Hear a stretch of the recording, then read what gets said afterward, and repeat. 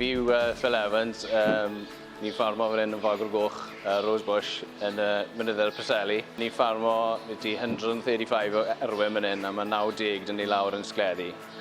I ni tuedd tyfu mwy o cryndau lawr yn Sgleddi, a fel maize a barlish gaea. Mae'r ffarm fan hyn wedyn, mae'r godro a'r defed lan ar y mynydd. Mae byti 65 o da godro dyn ni, a wedyn mae'r lloi, a wedyn cael ei mynd trwyddo i beef a lawr yn Llanwern wedyn, yn Sgleddi. Mae byti 260 o ddefed dyn ni, a byti ni'n cadw nôl byti 60 o esbunod bob blwyddyn. Blwyddyn diwethaf, o'n i'n digon ffodus i ennill Quality Cup gyda Glambia Cheese, rhywbeth i ni'n eitha browd o fan hyn. So, i ni'n ffarmo fan hyn yn Fagr Goch yn bartneriaeth gyda mam a tad Sian Wraig, sef John a Sylvia Williams.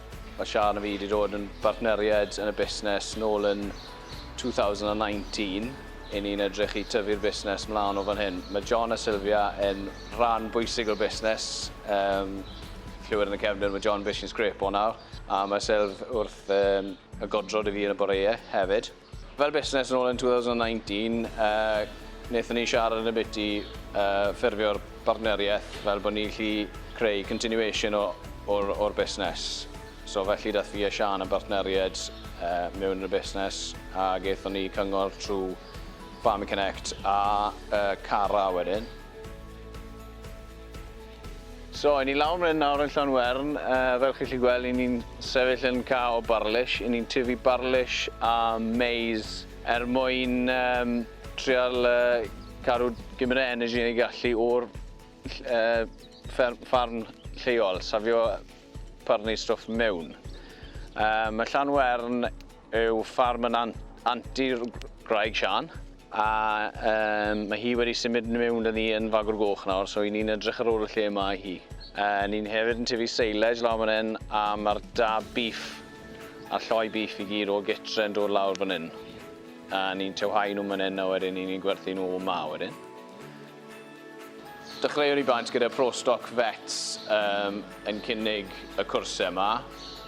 A oedd diddordeb dy fi yn cael iechyd y dam well, gyda enwedig trad da. Mae'n un o'r pethau fi licio. Sa'n licio gweld buwch beth yn gloff. So, ni'n teimlo ni'n aros yn hir i'r foot trimmer i ddod. A wedyn ddim yn cael ei weld straight away, so ni'n meddwl os allwn ni dysgu fel i wneud ein unan, allwn ni treto'r y fuwch straight away. Eithon ni ar cwpl o gwrsau wedyn, ar ôl cael ei gofyn i fynd gyda ambell un o'r vets. Wnaethon ni mastitis, Master in Medicines, ni wedi wneud hefyd worms a parasites, a hefyd wnaethon ni rhywbeth ar lambing hefyd. Oedd e hefyd yn really good chance i fynd o'r ffarm a cwrdd â pobl eraill yn lleol, a wedi ti wastad yn dod bant o'r meeting wedi cael syniad fel oedd pobl eraill yn gwneud pethau yn wahanol, neu wedi chi'n cael, obviously, advice wedyn ar y pwnc o'ch chi'n dysgu am. So, beth ni wedi pigo lan a'n newidiadau yw i ni, obviously, nawr gallu gwneud y trimo ar trad y dan unen, so i ni'n gallu gwneud e lot yn gynt, a gobeithio bod y iechyd y dan well. Hefyd gyda'r parasites a'r defed a'r worms, i ni'n tua doso llai nawr na wen i'r blaen, whereas when ni just yn doso ar y set period, ond nawr i ni yn dechrau defnyddio fecal egg counts sy'n galluogi ni iwso llai o dos, a gobeithio bydd e'n lleihau resistance ar y ffarm i'r worms. So, gath Sian Wraig wedyn 6 sesiwn Zoom ar XL, achos wedi'n cael tybed y trafferth gyda'r programs newydd, heb wedi bod gyda XL a stwff ar ysgol. So, with Farming Connect wedi helpu fi wedyn teilro package i siwto beth bynnag wedi hi eisiau. Digwydd bod with XL yn peri bach o gofid, a wedyn helpu fi i wneud y VAT wedyn.